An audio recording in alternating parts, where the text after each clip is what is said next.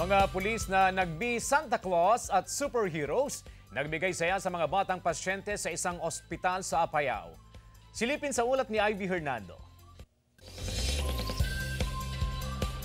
Kung Pasko at regalo ang usapan, si Santa ang bida dyan. Pero sa Apayao, bit-bit ni Santa ang buong squad ng superheroes. Not just the costume, dahil superhero rin ang mga nagsuot. Ang mga police personnel na naka-assign sa Apayao Police Provincial Office. Binisita ng squad ang Far North Luzon General Hospital and Training Center sa nasabing lalawigan.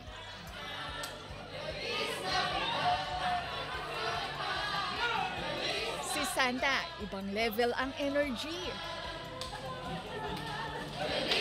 Nangaroling sila pero sila rin ang nag-abot ng regalo sa mga batang naka-admit sa Pedia Ward. Nagbigay saya rin ang mga superhero police sa daycare centers. Ang mga chikiting, aliw na aliw.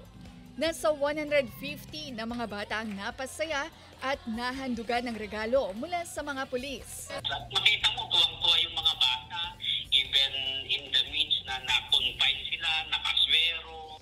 Dapat we end this year with the Thanksgiving in our hearts and yung feeling na kami pa rin ang hero at the end of the day, yun ang gusto kong ma-inculcate sa mga tao natin.